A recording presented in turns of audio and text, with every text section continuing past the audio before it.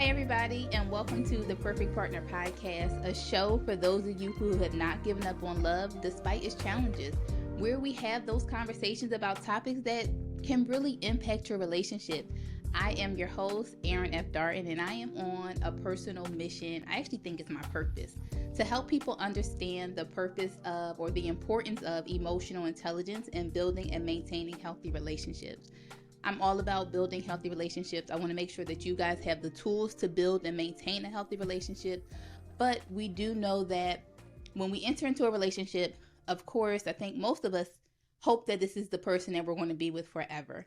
But unfortunately, we do understand that sometimes that is just not the case. And it is better for all parties involved to sometimes call it quits.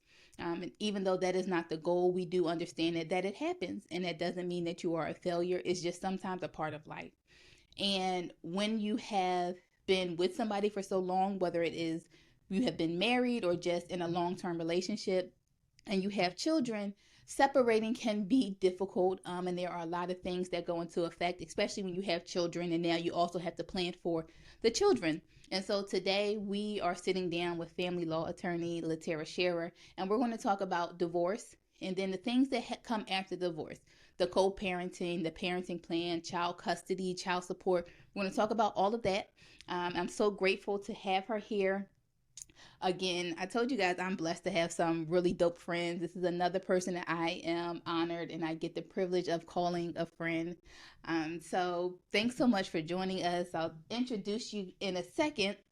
Um, you guys, if you have questions around divorce, child custody, all of that, tap in. Feel free to put your questions in the comments.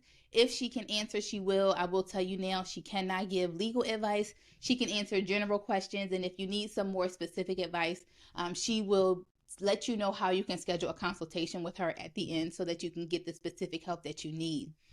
Without further ado, our guest for this evening is LaTerria Sherer.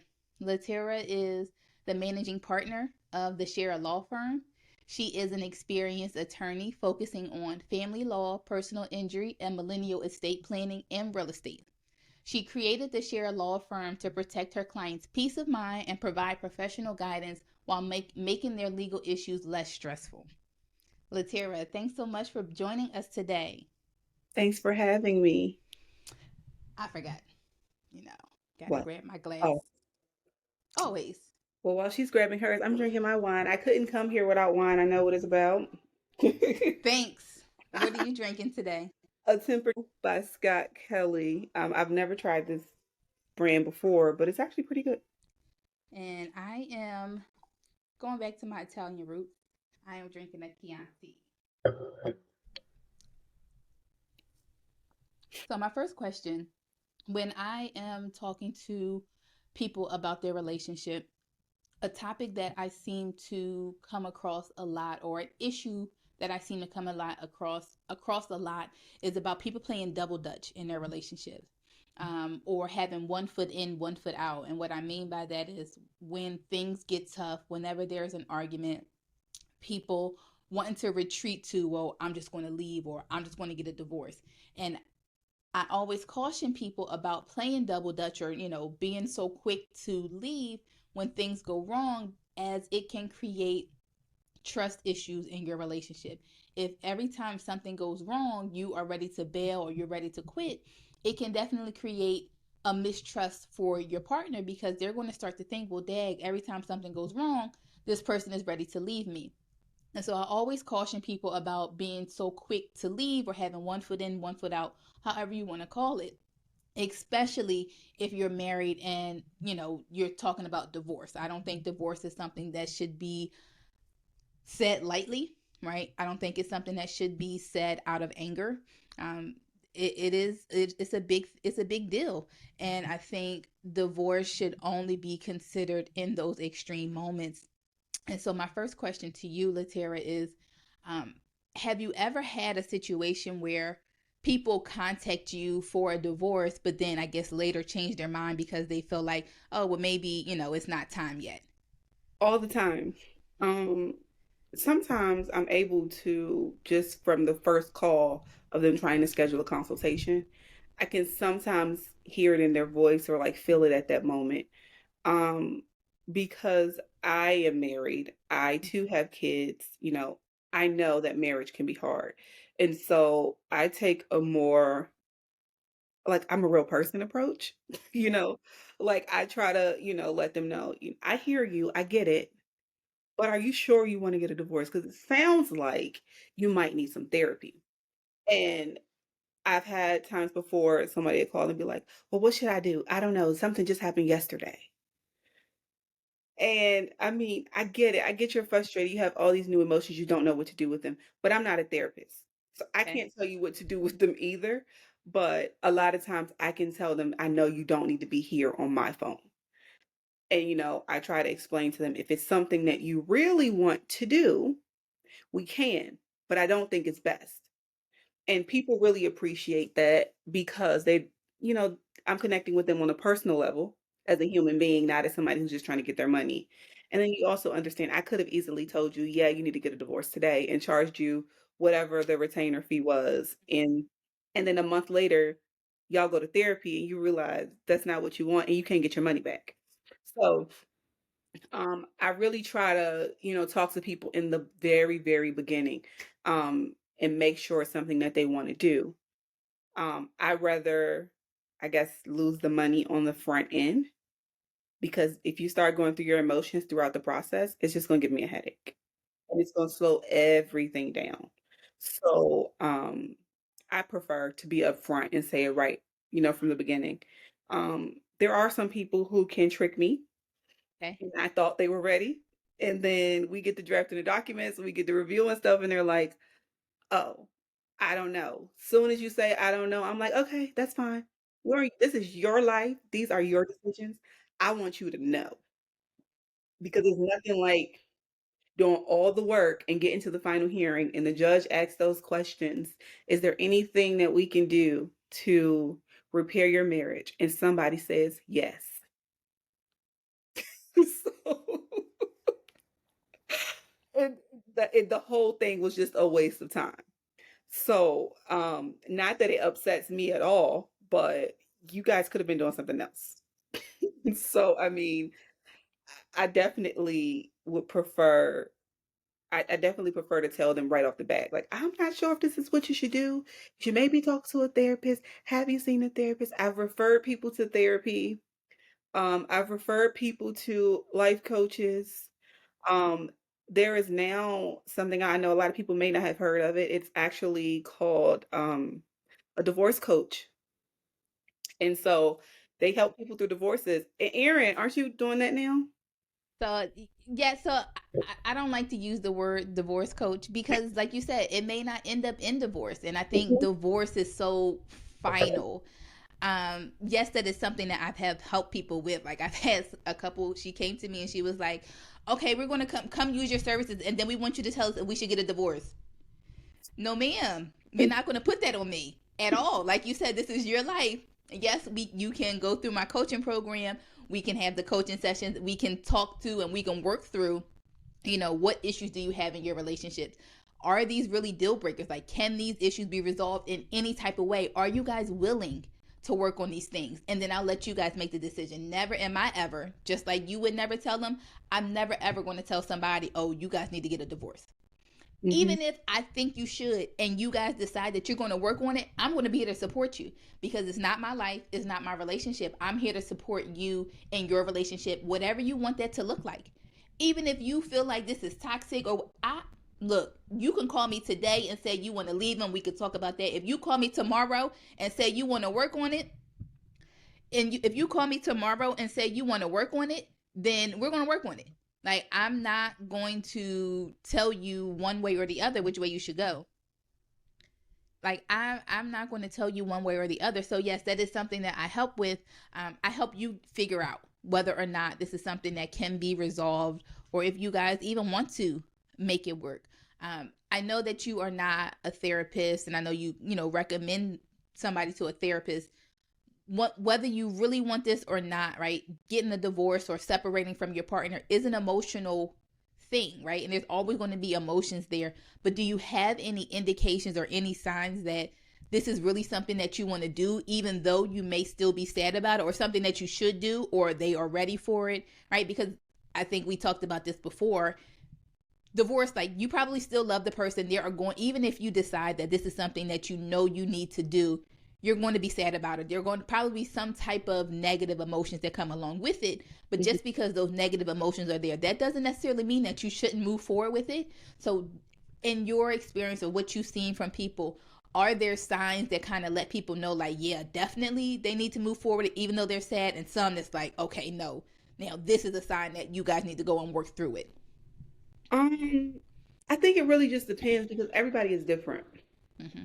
And there'll be some times where you feel like, oh yeah, I know she ain't gonna get no divorce. And then she really goes through with it. And then throughout the process, I mean, we get to know these people. Family law is a lot different from other areas because you come to me when you're so needy Mm-hmm. and you need a lot. You need a lot of interaction. You need a lot of conversations, whether it be we're emailing, we're talking in a portal, you're calling me, you're talking to an assistant. There's going to be a lot. So you really get to know your family law attorney like on a personal level. Although I say I don't work on weekends, I mean people do call. And if I happen to see it, I'm going to respond. Sure do. I'm going to call back. I could be on vacation. I don't know. It just is what it is. But um, and then there's sometimes I need to draw boundaries and I do, but I like to present myself all the time as a real person. And people respect that you're a real person and you're not like a stuffed up attorney wearing a suit, using all the big words. Yeah. So, I mean, that there. I talk simple, I dress like them, I speak their language. Wherever they are, I meet them there. But to your question, I think it's very hard to tell if they're like teetering the line or they're all the way there. Only thing I can do is really just offer them to, I usually tell them what I can do for you. Okay. And based on what I can do for you, what outcome you will more than likely get. And I try to evaluate what they want. And if I can't give it to them or if I don't have a good feeling that it'll happen, I explain that to them and let them outweigh their pros and cons. And I just kind of let them make the decision. And I kind of remind them throughout the process with every decision that we make, these are your decisions. There are certain things in the legal case that you can decide as the person who is being represented, and there are certain things that you can't. But when it comes to whether you want to be with someone or not, whether you want to talk to them, you want to go to therapy, you want to be nice to them, you want to be mean to them, like that's all you. The only thing I handle is the legal aspect of it and the legal strategy. Anything that comes before that and the things that happen in between, if it doesn't involve the legalities of the thing that we're talking about, I have nothing for you. I don't give advice at all. I never answer questions. Well, what would you do? Because, you know, that's just not a good idea. Especially not for me. I could be a little on the edge sometimes. But, I just try to let them know these are, I put those boundaries out in the very beginning when I think there could even be an issue of are we going to do it or are we not going to do it? They say yes. I'm like, all right, now that we're here, let me let you know how this relationship works. I can't be your therapist because I don't know how to be a therapist. And I don't know how to help you manage your emotions. I can listen to you, but understand that listen to you runs up your bill. Listening to you runs up your bill. If you don't mind it, I don't mind it. But let's put that out there. I understand that you are very emotional. I let them know you're going to be emotional. This is going to be it. It's going to be an emotional roller coaster. And a lot of times I go through emotions with them because because I try to let them know like you're going to be mad at me sometimes. You're going to feel like you're going to tell your friends you're going to fire me, but you're really not. You might feel like you don't want to talk to me because I'll never tell you nothing you want to hear. I mean, it's a relationship. We're gonna go through all of their emotions, and I try to explain to them if you're really getting a divorce, you are even filing the documents, talking to me. You're starting your grieving process. It's a loss, and so you're going to go through all those steps of grief, and I understand that, so I don't mind. I know you're going to be mad at me. But it's fine. This is my job. This is what I do. It's fine. But you need to understand it's going to happen. You're not going to always be happy with me. And as long as you understand that, we can go. And when you're ready to stop, let me know. If you want to pause, I have people who have paid their money. We've drafted all the documents, and they're just like, I don't know. It's been a year. And I literally, like every few months, I just follow up and say, hey, just checking in. You still good? Right. Just know I haven't forgot about you. Whenever you're ready to resume, we can. They're like, no, I'm okay. And sometimes people don't say anything. I mean, I take it as an indication that they're good, but I mean, it's hard to tell who's who and who really wants to do it and who doesn't, unless they're just extremely out of sorts. And believe it or not, that doesn't happen often. I don't have a Really? whole bunch of people being like, "Oh no, I can't believe this!" Like, and you would think that, oh, if they come to you emotional, then you know they're probably not ready. If they come to Yeah. you mad, cursing people out, like those aren't even the people that it's regular people. They come like, I can't do it anymore, it's too much. And they're so calm and they've Hmm. had therapy and they're talking to you like they really know what's going on. They don't have an issue with money. They know that they gotta get assistance, they like therapeutic assistance and all of that. They've done the work. And those are the ones that are just like, I know we're almost here, but I think we're gonna get. I've divorced someone and they got married again a month later. Hmm. It's like emotions, they will lie to you. That's why I always tell people feelings are not facts. They will lie to you. And so I know you say you can't help manage emotions, and you hope people, they're going to be there regardless. Have you ever had any instances where people's lack of ability to manage their emotions has kind of screwed them in the divorce process? Yeah, because I mean, so for those of you who don't know, whenever you go through a divorce, if there is any disagreement, meaning you guys don't agree on every single term, then it's considered contested. And if Mm-hmm. it is contested, then you have to go to mediation. Mm-hmm. And that's for any legal dispute, period. Okay. Like mediation comes before you get to trial. Okay. And we'll finally get to mediation. And because they're so in their feelings, things that we've discussed prior to, they're like, no, I don't want him to have my kids I don't want him to have my kids 50-50. I only want him to see him on the weekend. And so, and I approach it like, not that I have a problem with that, but I need to know why. Because Mm-hmm. we have to tell the judge why.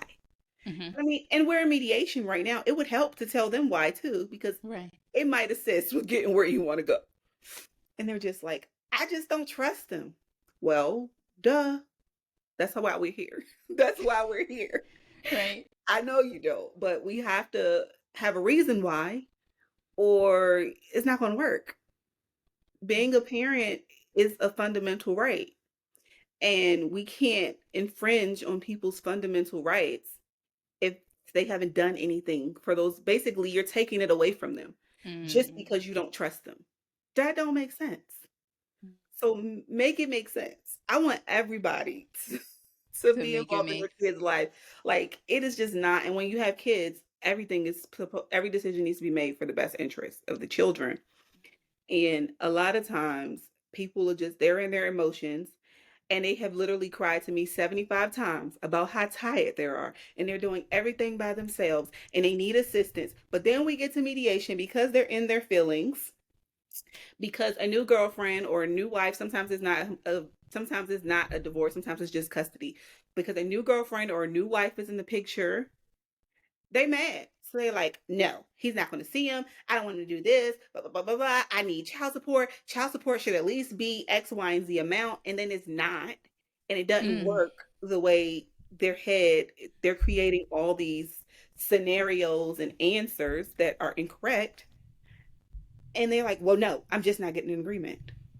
Mm. So we leave and we don't have an agreement because they were in their feelings that day. Fast forward a few months later, we got to go to trial.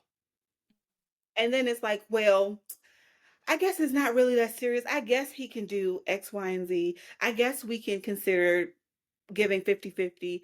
I guess we can, talk about child support. I wouldn't be I wouldn't be against accepting a lower amount, things like that. Now you want to have those discussions. But the only thing is, what people fail to realize is you done pissed somebody else off. So they don't have to entertain you. And sometimes they don't, just off the strength that you wasted their time prior to. And now you want to give them the same exact thing that they asked. And I've had situations where clients have been upset with me because they made a decision in mediation, and every decision that's made, I tell people, this is not court. This is the only place you have control. So as long as you're not sounding like a crazy person and you're not saying anything illegal or doing anything illegal, this is all you. I'm going to tell you what will happen if you go left, what will happen if you go right. We'll talk about the legal consequences. We'll talk about some strategy, but ultimately, this is your decision because mediation is the only time you get to decide. And I let them control it.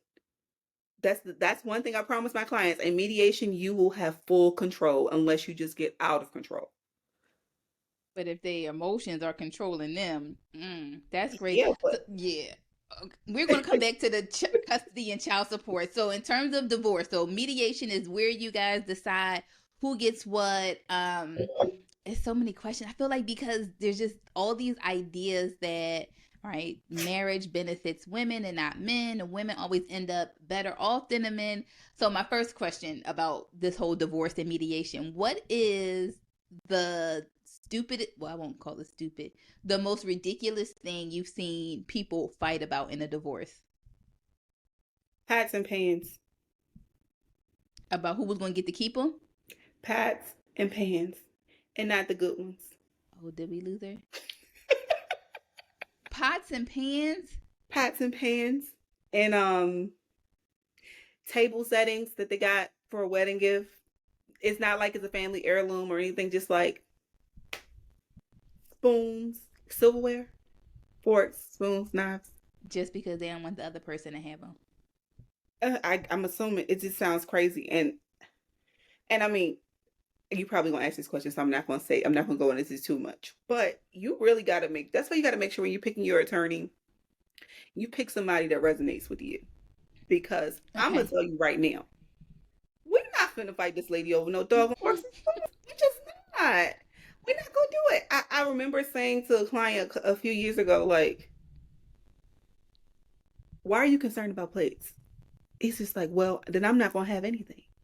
Well, we could take a trip down to your local Family Dollar and go and get you some plates. All right, it's $1.25. Like we, and then it was $1. But I'm like, you do know you could go to the Dollar Tree or Family wherever and get you some plates that you can use temporarily. Like it is not a make or break thing. This is ridiculous. I only believe in saying no when it's things that you just cannot, when it's a decision you just cannot live with. Like why are we arguing about something that costs $100? So you're gonna forego everything else for some $50, $100 dishes? That's crazy to me. Get it, right? People, once you get controlled by your emotions, it's hard to be reasonable, right? You can't be reasonable, you can't be emotional and reasonable at the same time, right? It doesn't work like that. That's why if you've ever had an argument with somebody and then later you're like, oh, well, dag, they're right. That's because you can't be emotional and logical at the same time. Like those two are two different parts of your brain. And so, um, whenever I can imagine just being petty and childish because you're sowing your emotion and you just don't want them to have it. And I get it. That's difficult. So this idea that marriage benefits women more, and that, men always get the short end of the stick. What is your It's thoughts crazy. about that? It's Has crazy. that been your experience? No. Mhm. I will say people think that because I mean you gotta just look at like statistically women are more organized. Women take control. Women want to take care of their kids more. Women are more responsible. So it's not that women always win because they are women. there are other things that go into that.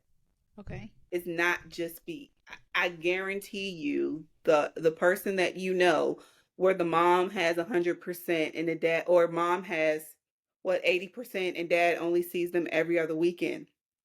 I can guarantee you is not just because she's the mom. She's the mom. It's never that simple. Um, I love to advocate for good dads. Like that's my thing. Hashtag let that man see his kids because it's crazy. Um, so I think that it looks like women always get what they want because that's what we see. That's what's put in the news. That's what our friends tell us, but I have several situations where moms get their rights taken away from them. They're getting their rights terminated. Where moms only see their kids, they visit them, like visitation is not even overnight. Um, because just like dads, moms have issues too.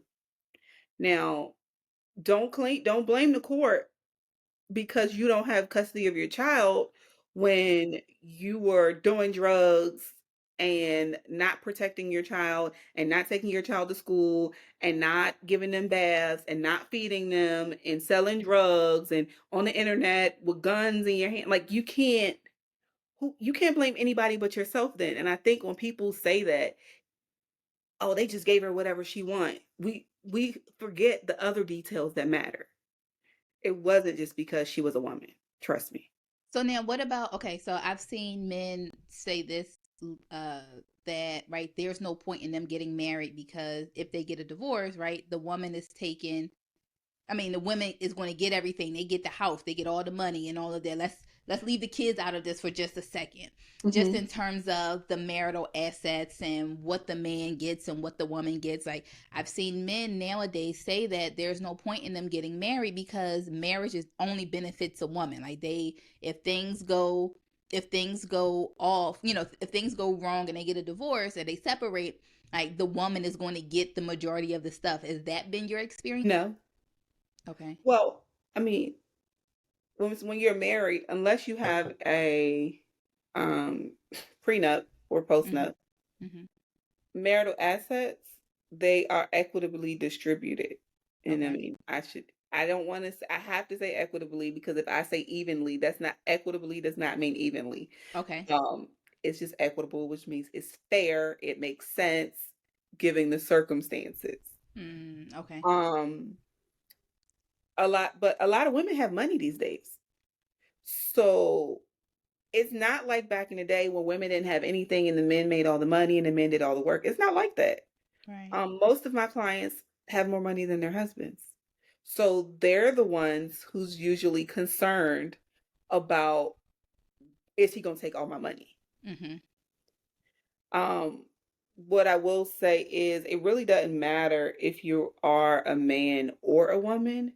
It just boils down to marital assets are split in basically anything that you have obtained or anything that you have gained during the marriage, Mhm. unless you have a document that says otherwise. Anything that you have obtained during the marriage, that's assets and debt. All of that is marital. Generally, we split the baby.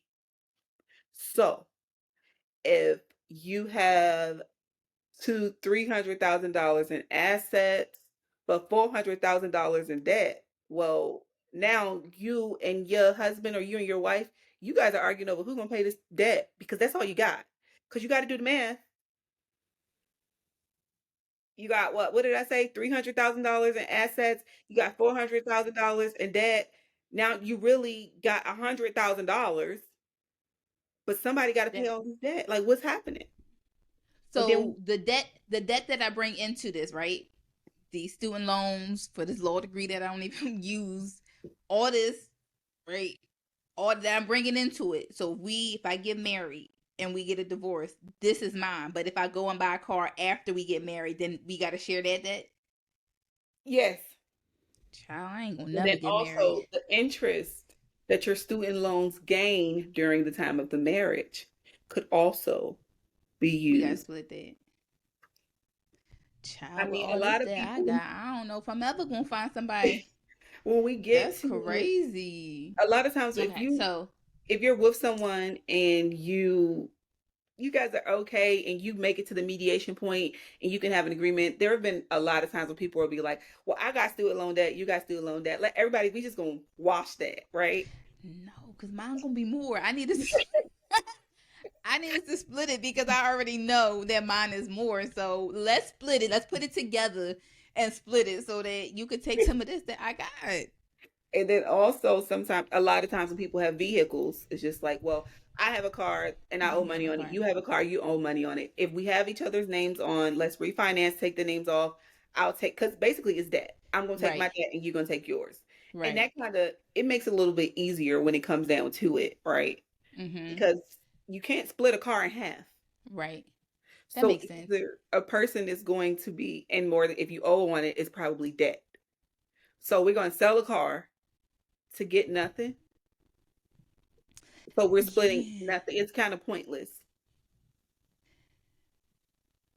So so somebody said this is crazy because all the incurred debt is on me plus before debt. No, right? Only the before debt is definitely you. Whatever y'all get during, y'all split it, right? Yeah.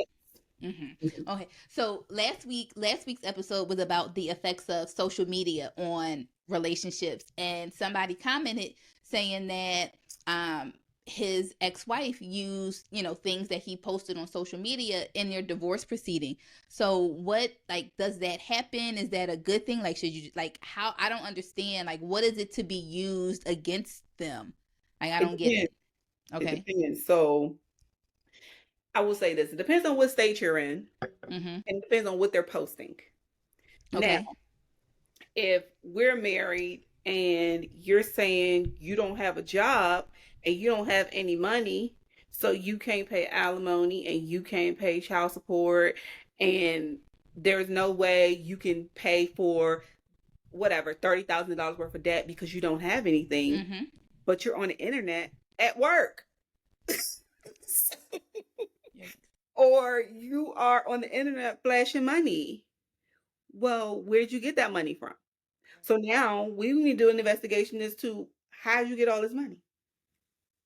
It was Now, a hopefully, gift. well, if you get a gift and you're getting that gift constantly, then I'm going to argue as an attorney that we're going to count that as income.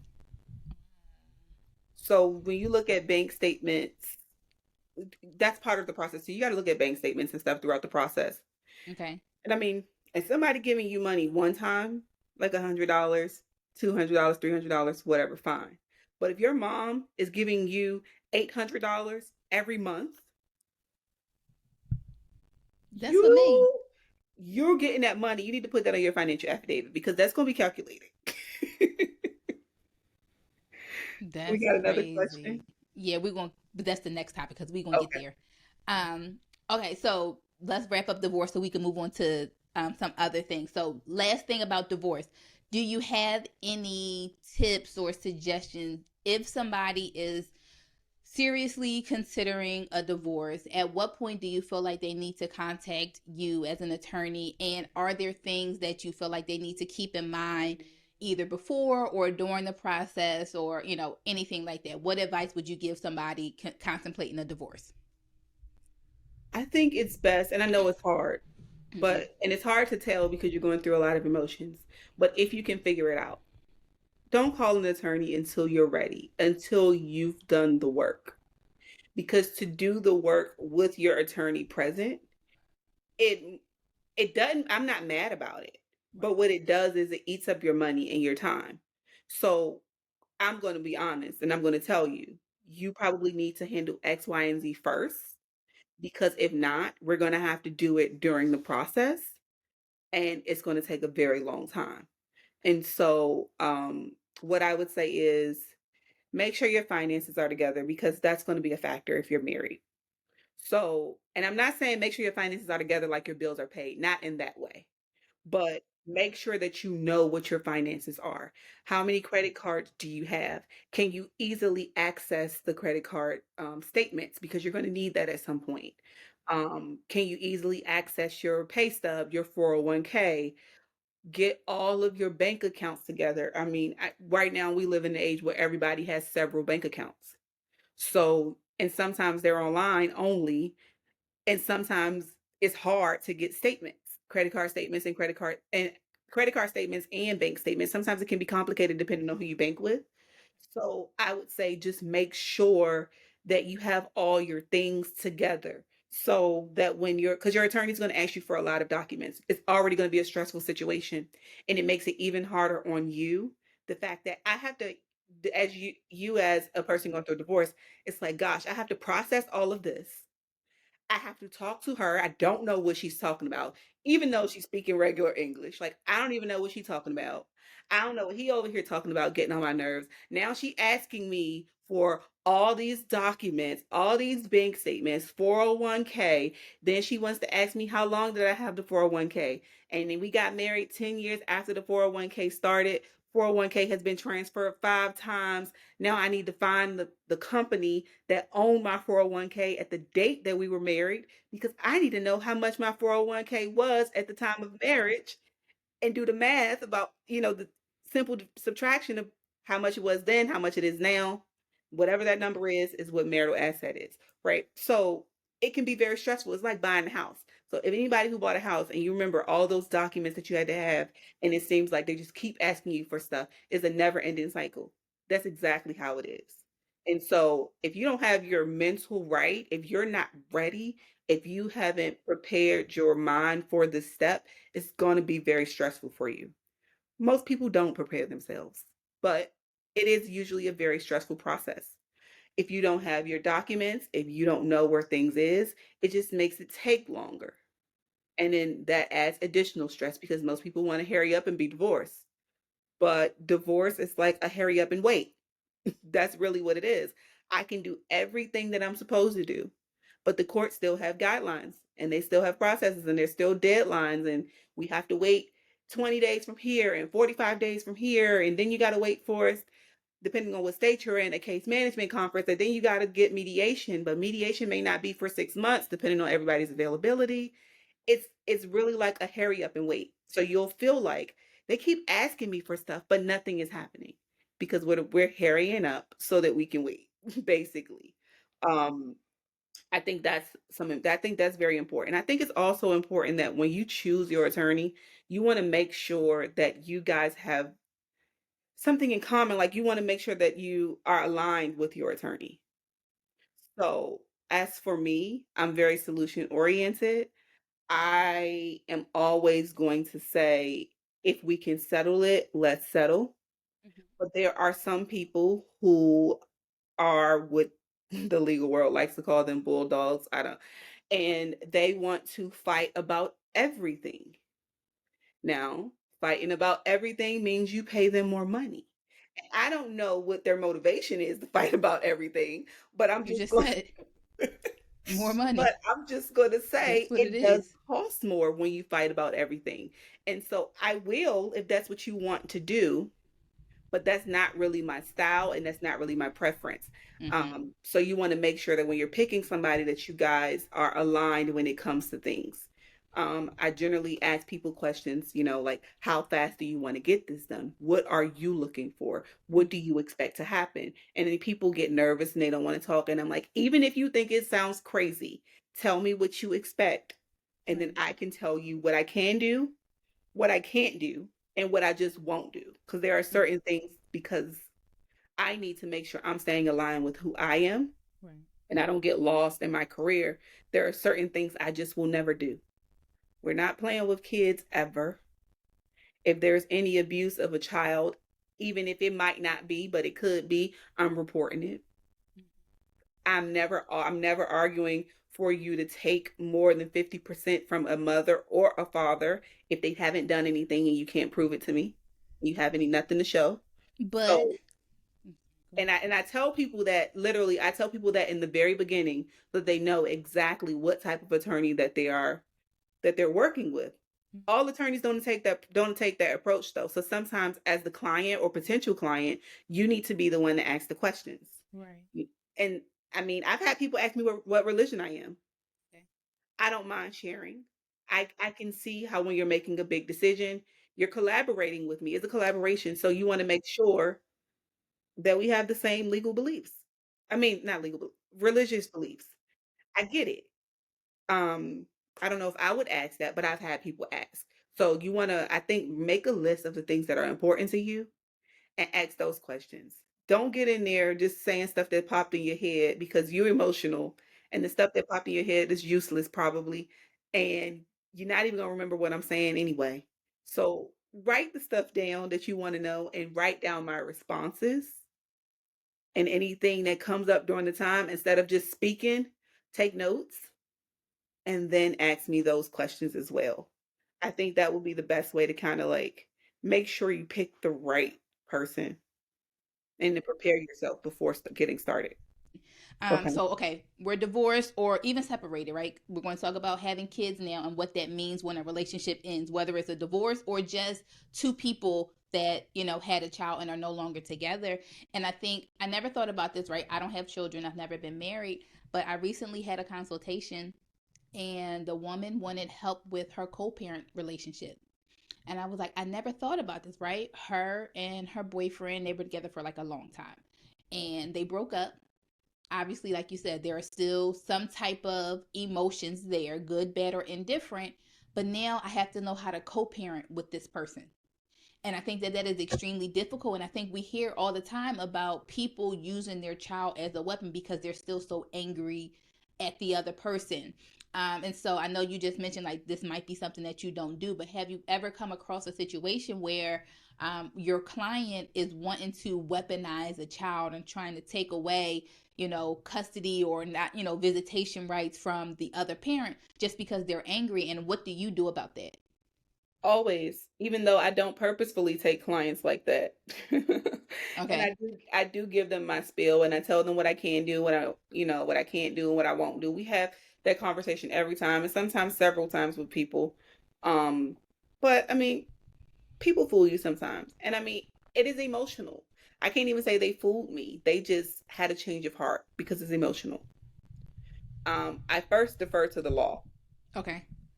There are some states where it is a rebuttable presumption, which means let me say how it is, and then let me tell you what the law says, and then I'll break it down. It's a rebuttable presumption that each parent is in the best interest of their child. With that being said, in layman's terms, if both of us are in the best interest or have the best interest of our child or our children, then we are entitled to 50%. Now, the rebuttable presumption part means the law says I got 50-50, no matter Right. what, because I'm a good parent and I take care of my child. Okay. But the other side can prove the opposite. They have the opportunity to present evidence to say, well, actually, no, she's not a good mom Mm-hmm. because of X, Y, and Z. And that's where you need to show photos and whatever, text messages, emails, whatever it is that you have. You should be present your evidence at that moment to basically negate the fact that the law is presuming that they are a good parent. And then there are some other states that aren't really like sure on it. A lot of times in family law, the law leaves a lot of decisions to the judges. A lot of the laws say may and not must. So a judge may, meaning depending on how they feel, they might. I think depending on the state and depending on the laws of the state, all states are different. Mm-hmm. Um, family law is not like criminal law. Criminal law, it says if you do X, Y, and Z, definitely this happens. Okay. But there is not like that in family law. There are a lot of factors and tests and balancing and weighing the scale, and a lot of things are left to the judge. So that's why you always want to make a you want to make a good impression on the judge, especially your first impression. You want to understand that first that you can't come half-assing it. Like, don't you had a bad day today? I understand, but that judge probably had a worse day. And if you come in here Mm-hmm. acting crazy and acting up, they gonna act up with you. And then when you come back, they gonna remember you. They always Mm-hmm. remember the problem people. You came in there and everybody was presentable and everybody was nice. You'll come back and they'll act like they never saw you before. Right. But the people who give problems, they always remember that. And they have so many decisions are to their discretion.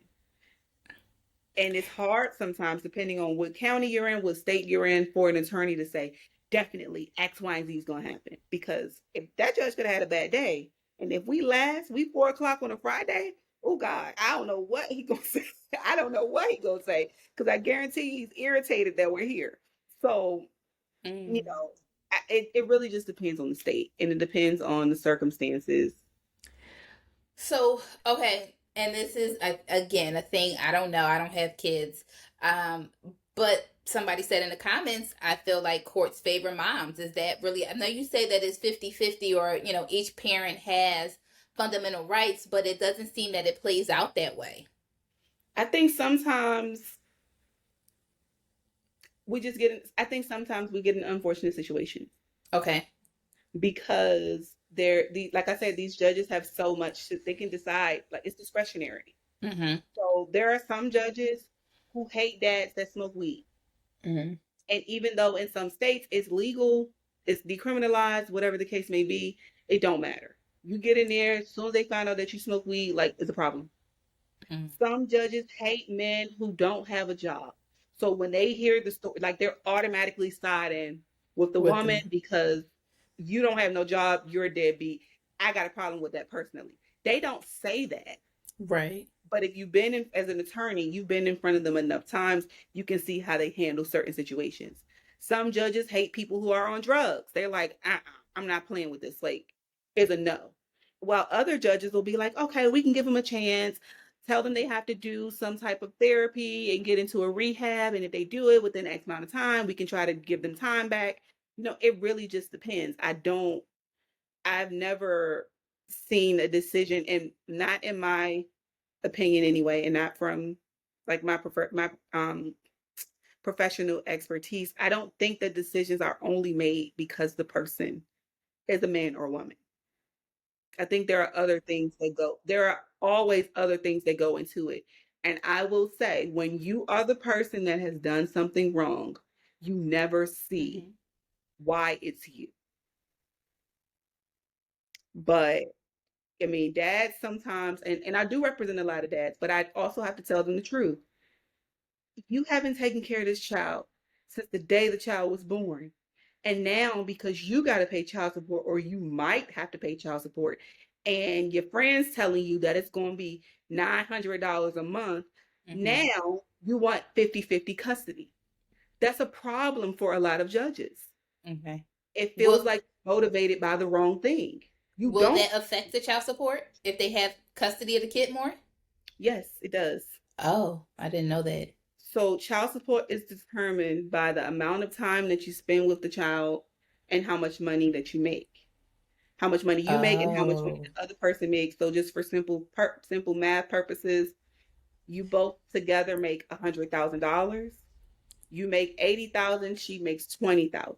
You have to pay for 80%, somewhere along there in the math. And if you ever look at your people who have child support, they give you a child support guideline and you can see it.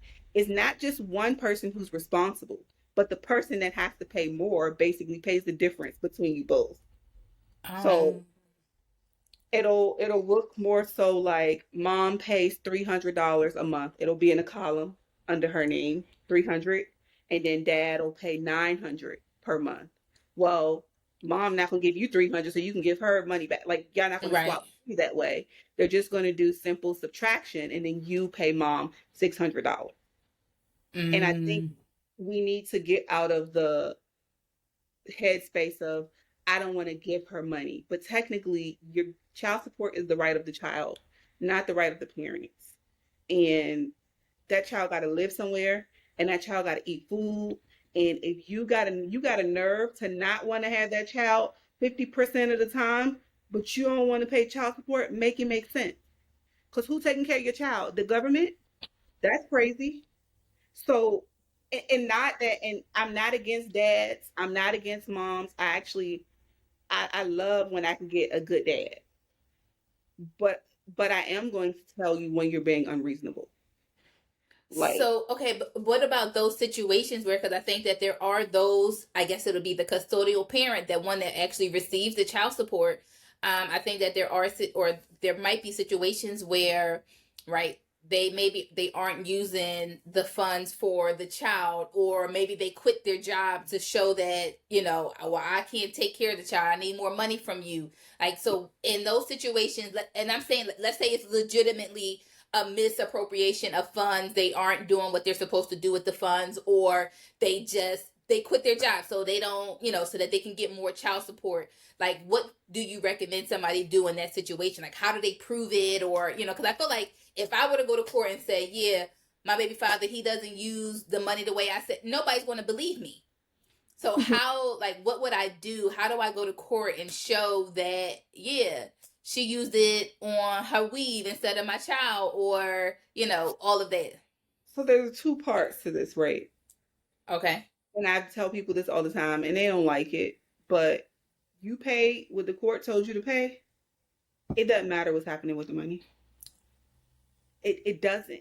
You're about to stress yourself out on things that you can never prove. You're gonna say she bought hair with it. She gonna say I didn't. I got a job. Somebody else gave me money. Like, these are just battles that you're never going to win. So with that being said, you just need to. These are situations where you got to just focus on yourself. Are you doing the right thing? Did you do what you are supposed to do? Yes, that's it. Now, sometimes kids are the money isn't being used for them, and they're going to school dirty, and they don't have. Right. Now that you need to get you a good lawyer, because, and I mean, I can. What generally happens is you got to take to the court like, well, Your Honor, and it's more so saying my child support or my parenting plan, and really you go off of my parenting plan because they have majority custody, right? So you're going in to say my parenting plan needs to be modified because things have substantially changed.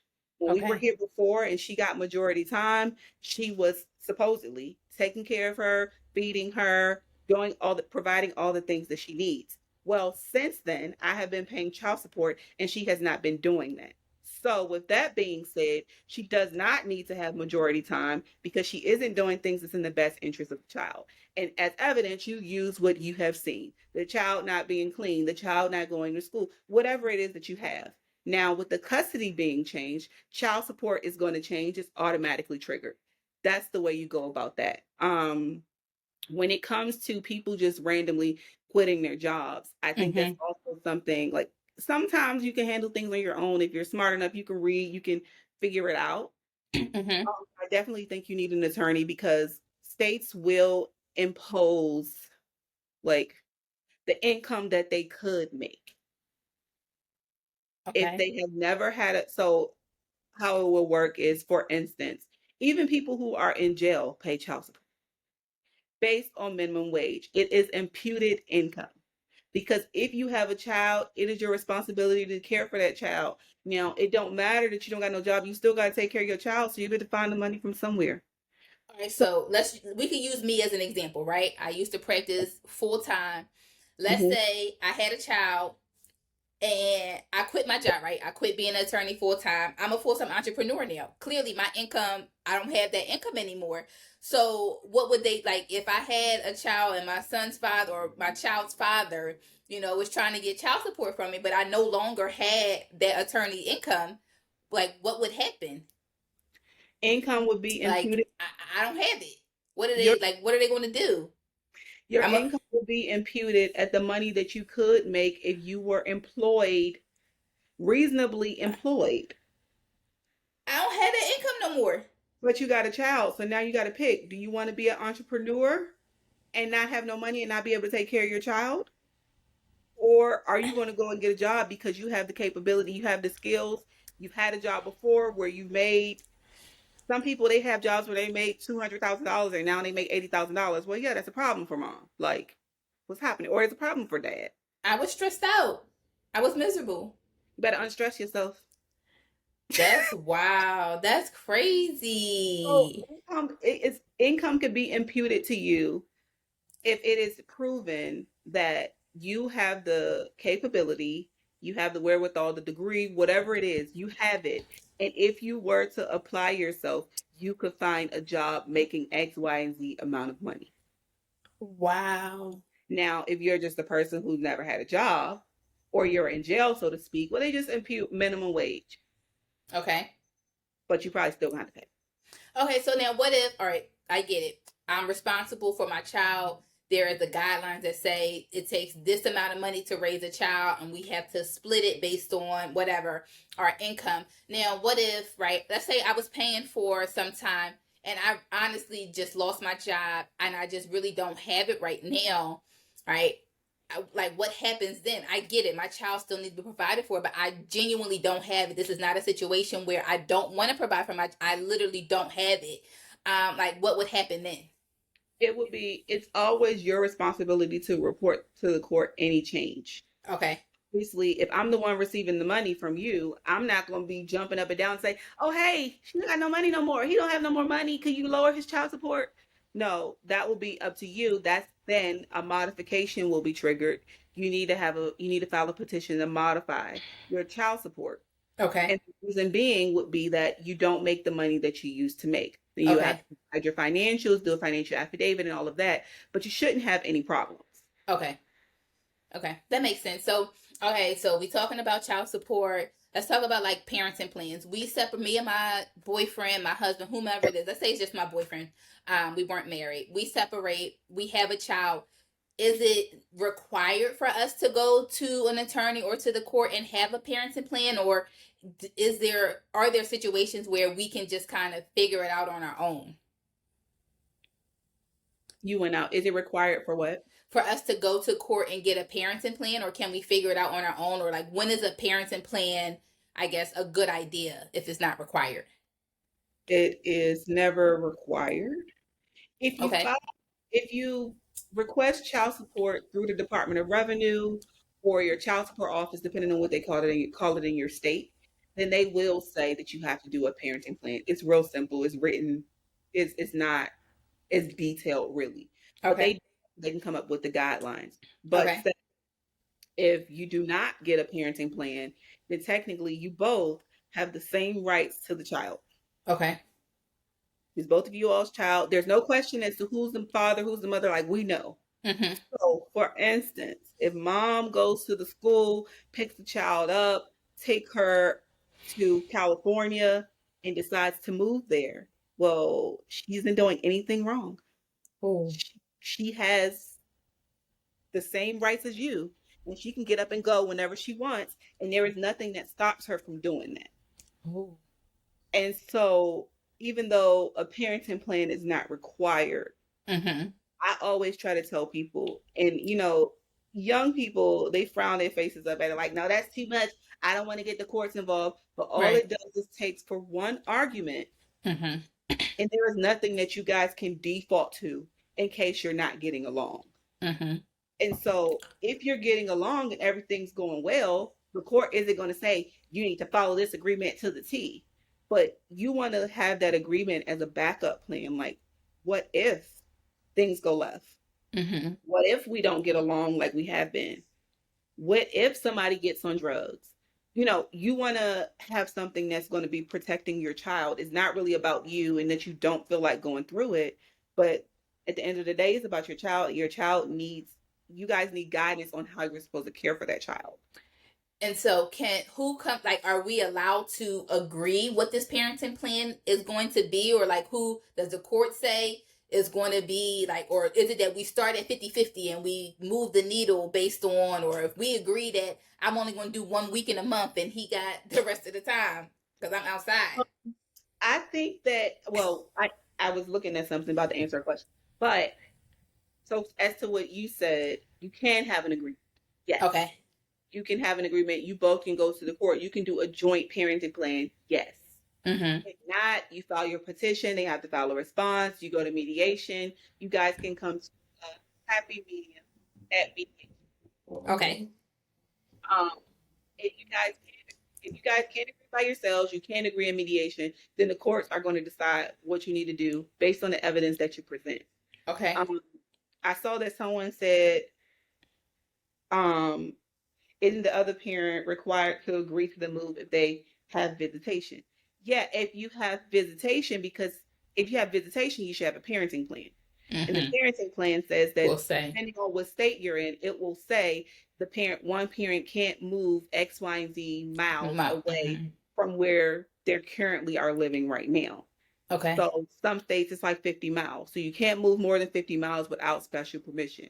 Special permission would be either, and it doesn't say special permission. I'm saying this so that you guys understand what I'm saying. Mm-hmm. But that special permission that you're looking for would be either the other party saying, yes, it's okay. I agree to the move. Mm-hmm.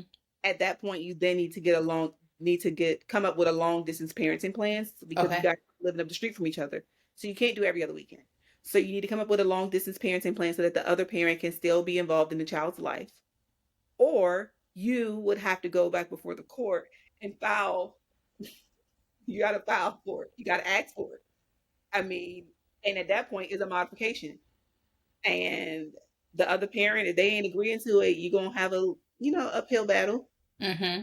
And more than likely, if you want to take a child away from where the other parent is, you're the one that wants to leave.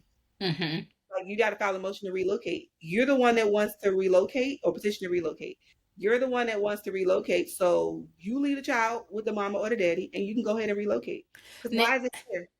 so okay, now, but what if it's a situation that I get it, if the other parent is active, but if they don't necessarily follow the parenting plan now, and I need to, I want to relocate, or my job is requiring me to relocate, and what if they're saying no just to be spiteful, like just in the event that they may want to be a parent one day, even though they haven't been following the parenting plan, as it is, maybe once in the blue they show up or they call when they feel like it, right? But then they still have a right to say, no, I can't move when you haven't been an active parent like this whole time. So, depending on the state, there are factors that determine if you can relocate. It's not Okay. just, I want to relocate, yes or no. Okay. There are like factors. So you're looking at job, you're looking at your familial, relationships that you have there, the support that you have there. If you're going to be able to make more money, how much more money? Is it a better school district? All those things are taken into consideration. Mm-hmm. But it is harder to get a judge to agree for you to relocate depending on the circumstances because it's just like you're going to relocate and take this child away Mm-hmm. their mom or their dad. That's not in their best interest. It's not in their best interest to be separated from one parent. Now, if you want to move, if the courts don't decide that you've met the factors, if you want to move, they're not going to stop you from moving. But I gotta leave my baby. If the courts say you got to, you got to. So you gotta come strong with those petitions to relocate, and you want to make That's sure wild. that usually when I do those, I print out the statute Mm-hmm. or like put it in a PDF and send it to the client, and it's factors. And I want you to go through. I want you to print it out, and I And want tell you to me. write down each factor or each fact that you have to meet those factors. If you Mm-hmm. can't meet them all, or if you're not meeting a majority of them, We're not doing then it. it doesn't even make sense because you're about to pay your money. You're about to be mad. Okay. Is there, so let's say if there is a parenting plan in place, right?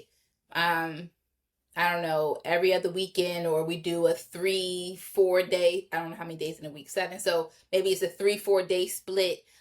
But if the parent does not follow the parenting plan, so maybe they don't pick the child up like they're supposed to, they're just not reliable.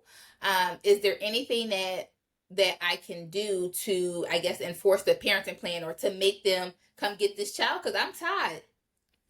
Um, yeah, you file a motion to enforce, a motion for contempt, because you want the court to basically force them to do what they're supposed to do, and then you want there to be some sort of punishment for not doing what they're supposed to do. So Okay. hopefully they think again or think twice before they want to go against what the court order says.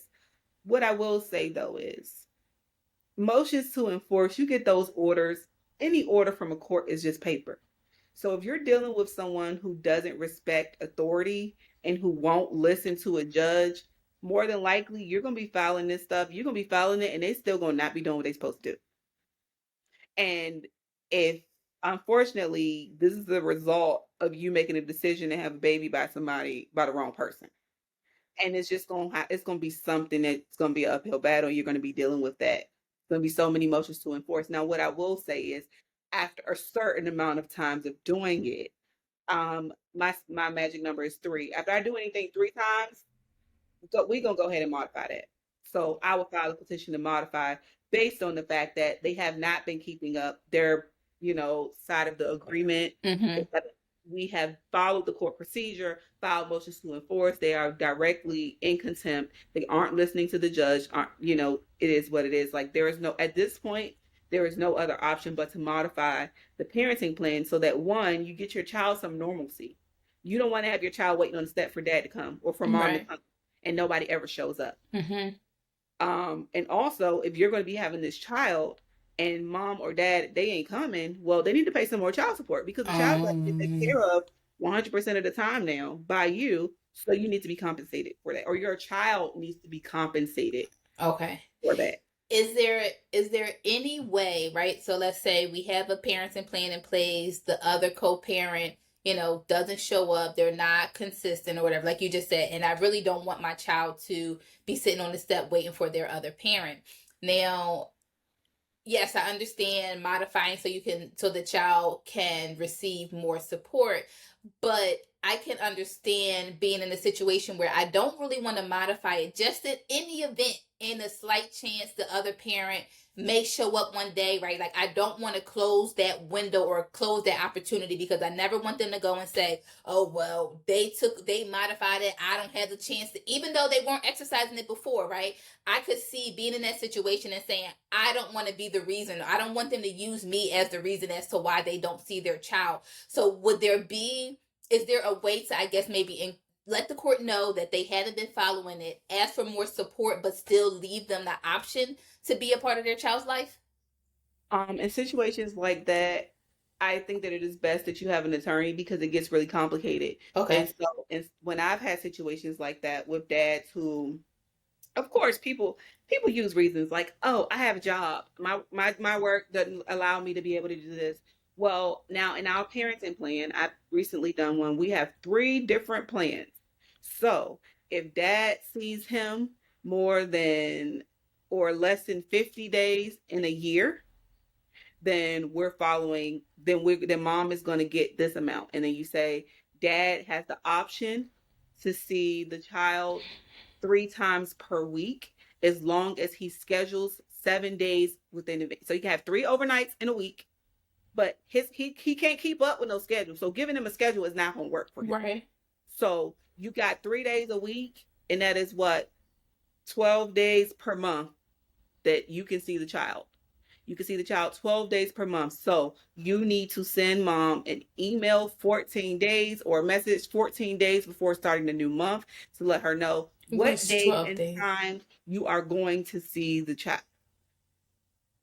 There are also some agreements you could really put stipulations in them. If you don't keep up that agreement, then you forfeit your time and you no longer get to see the child 4 days a week.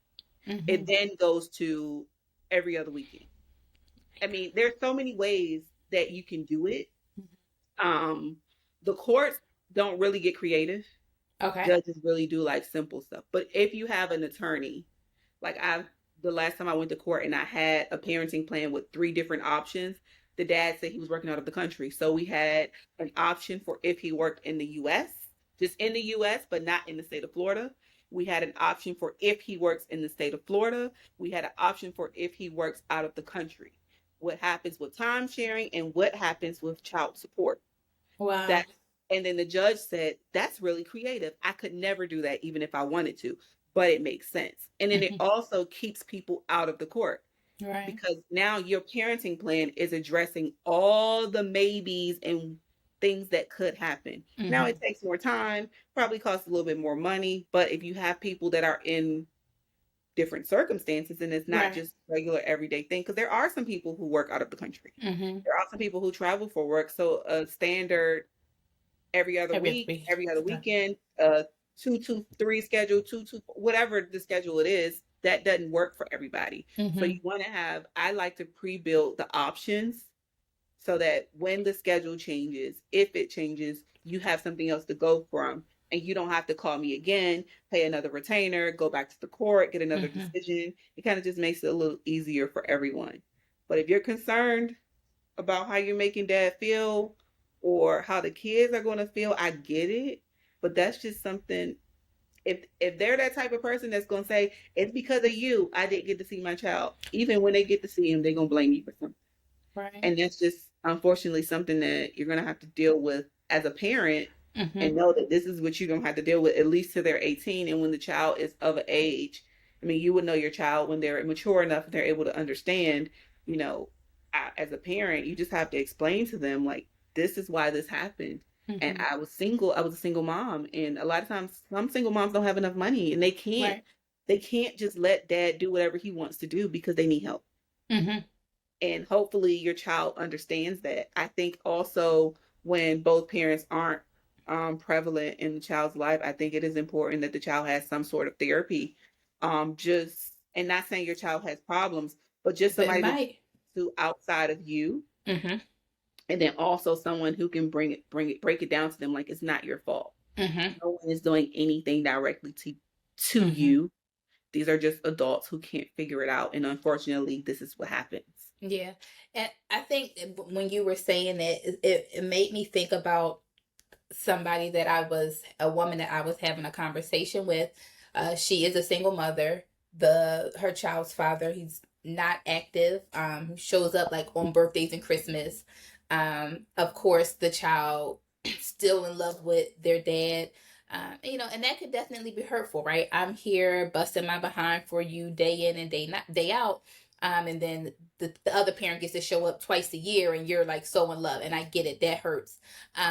But one thing that I had to talk to this person about was projecting her issues with the co-parent to the child, right? Mm-hmm. And again, you feel how you feel, however you feel, your feelings are valid. It's what you do about it.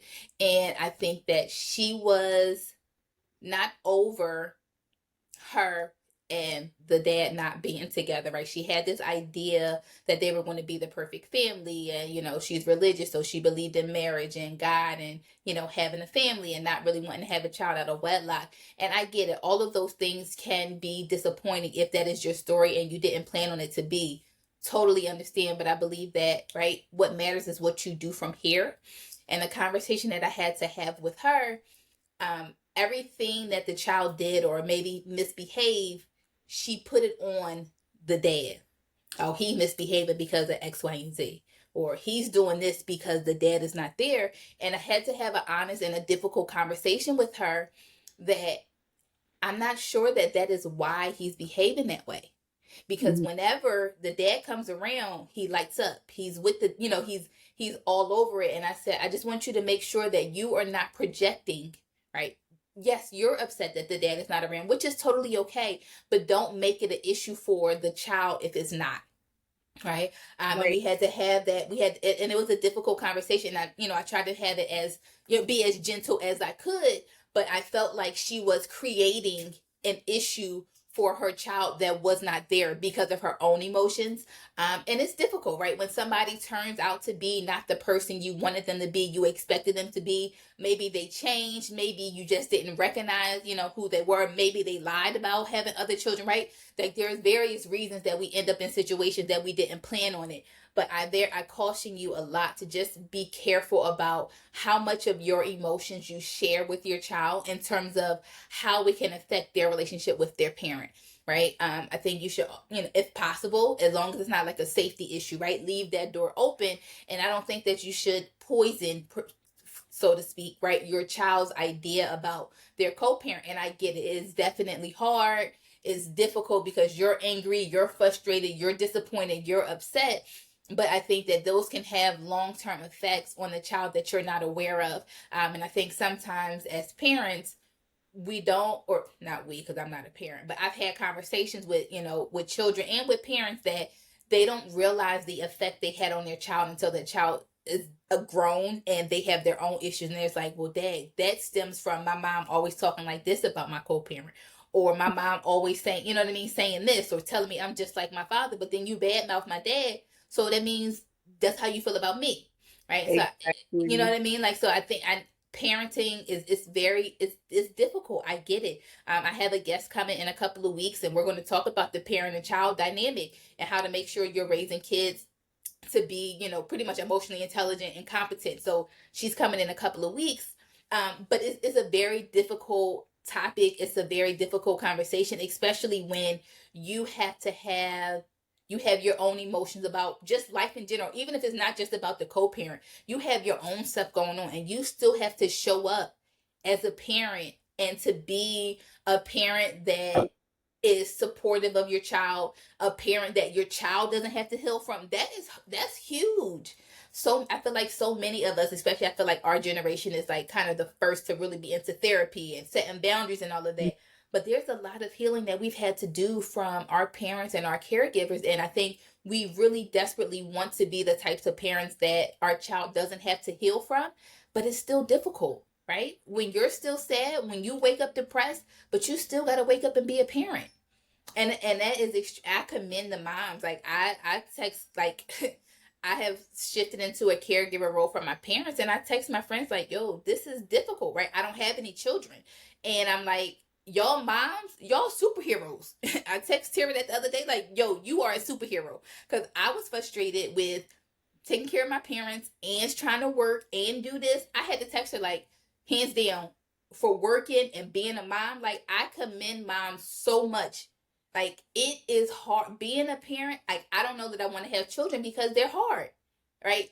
And I get it. Like, people say that they're worth it, but just the idea of making sure that you are investing in them emotionally, making sure that they grow up to be a productive citizen of society, it is hard. So moms, don't ever let anybody make you feel like you aren't doing a good job. Expect, if you are doing the best that you can do, kudos to you.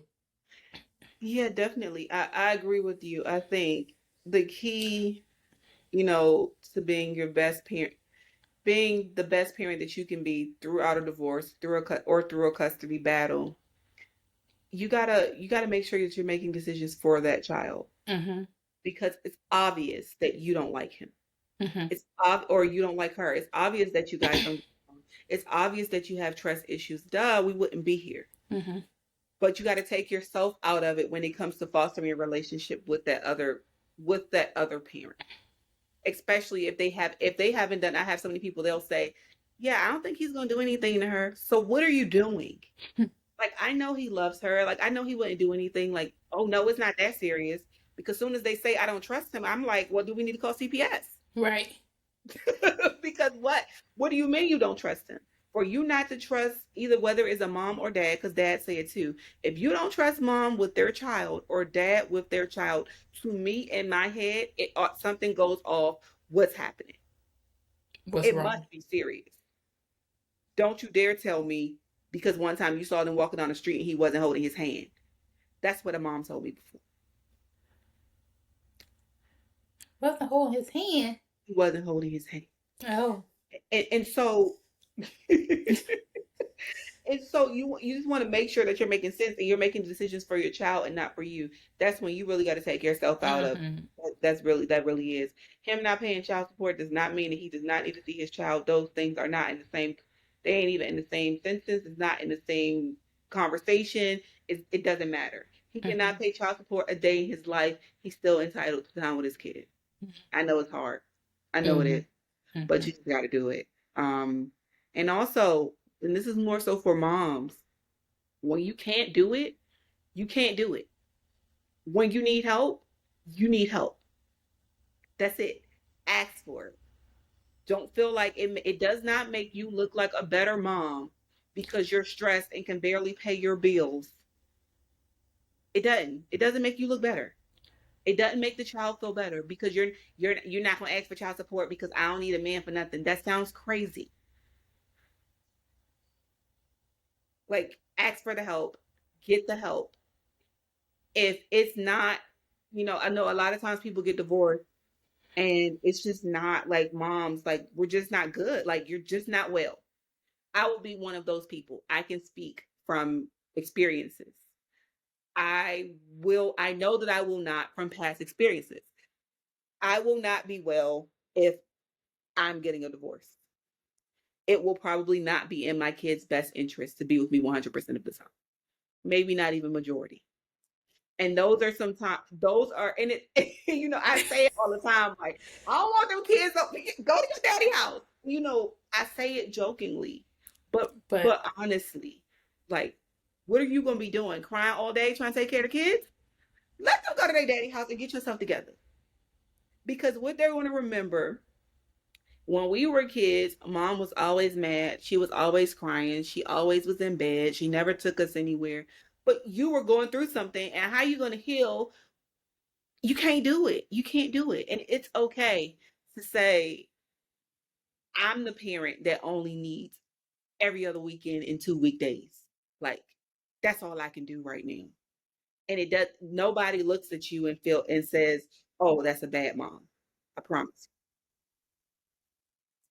thank you. We've been chatting for a while. Thank you so much for joining us. I am going to ask you to give our Thriving Thursday tip. I used to give a tip every Thursday about how you can thrive in your singleness. And I don't mean single in terms of your relationship status. I mean single in terms of you being a whole person, meaning you're more than a mom, you're more than a wife, like you're you, like as an individual. And so I'm going to let you think about our Thriving Thursday. I'll actually give that to us in a second. So while you're thinking, I'll let you guys know.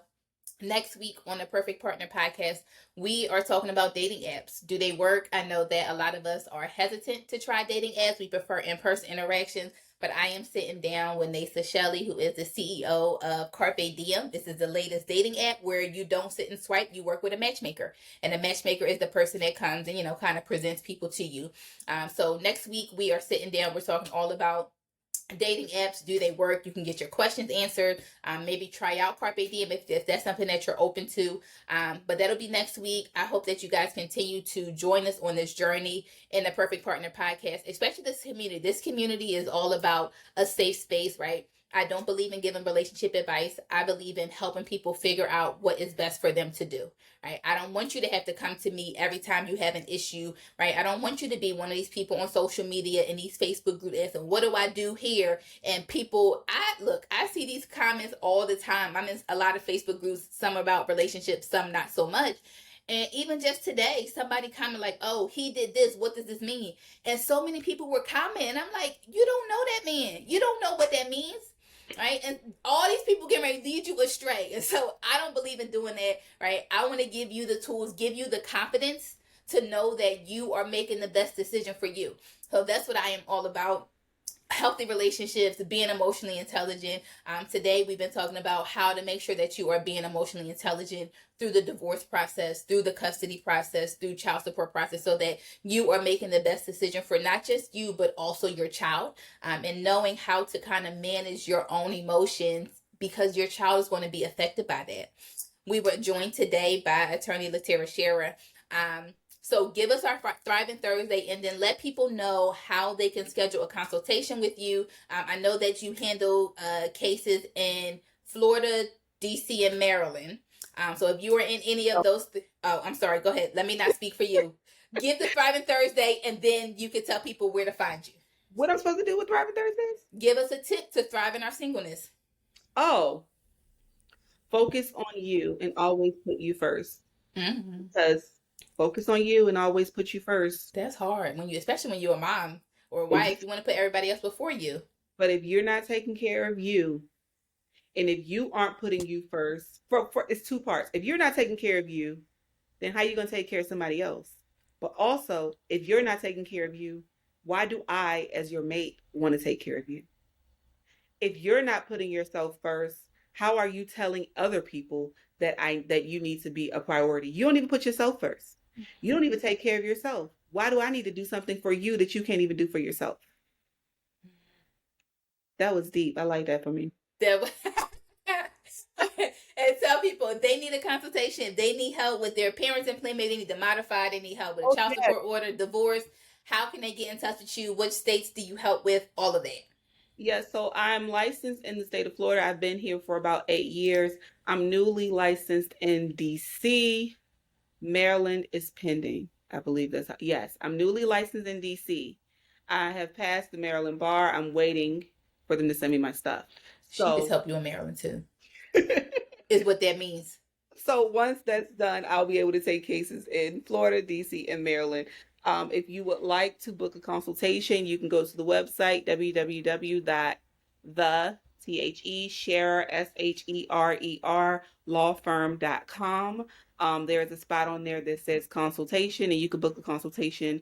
If it's family law, you click family law and you book a consultation. Family law consultations are 60 minutes.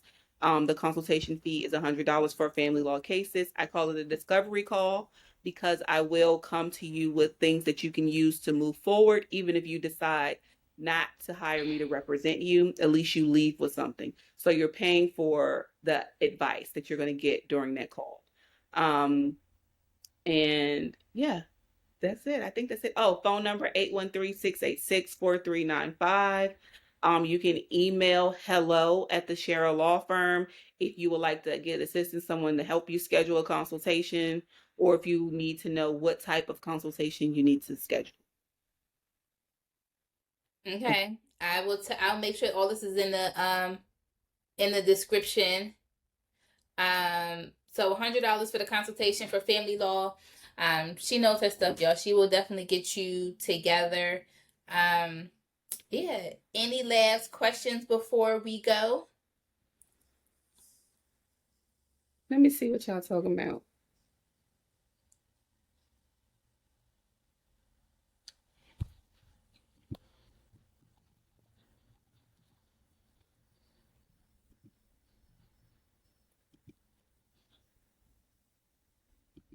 Any other questions? If they said that Marilyn Knights needs to hurry up. She is done. She has already passed the bar and all of that. It's just a matter of paperwork. She book your consultation. If you are in DC, Maryland, or Florida, go ahead and book your consultation. Head over to the website. Maybe she will, help you guys out for listening to the Perfect Partner podcast. Yes, anyone who mentions the Perfect Partner podcast is actually going to be a free consultation for anyone who mentions. Now, you got to make sure you mention it because I'm not going to remember if you were here or weren't. So right. Oh, I was just joking, y'all. I didn't know she was really going to do it. So look what happens when y'all show up live and in person. If y'all go and book a consultation, you'll get a free consultation. So if you need help with your family law issues, let us know. If you aren't in one of those states, you can still comment on this post like after the video or send me a DM. We'll do our best to find somebody in your state that can help you. We know lawyers all over, or, we'll reach out to our Facebook groups. So even if you're not in Maryland, DC, or Florida and LaTerria can't help you, let us know. And we will try to do our best, because I've had people do that too, right? People, even though I don't practice anymore, people be like, hey, do you know such and such, such and such? And so, I always try my best, because I understand, like, when you need a lawyer, that means something is wrong, right? You need help, and you don't know what to do. So I always try my best to find somebody to help you, because I can't help you anymore. And if she can't, we'll definitely do our best to find somebody in your state. Oh, your new favorite podcast now. I appreciate that. So I thanks so much for joining us. I hope that you guys continue on this transformative journey. I am all about healthy relationships. Like I said, next week we're talking about dating apps. What do they work? What you need to put on your dating profile. And maybe you want to try something new with Carpe Diem, where they use a matchmaker instead of a swipe-based app. And we hope that you have a great week.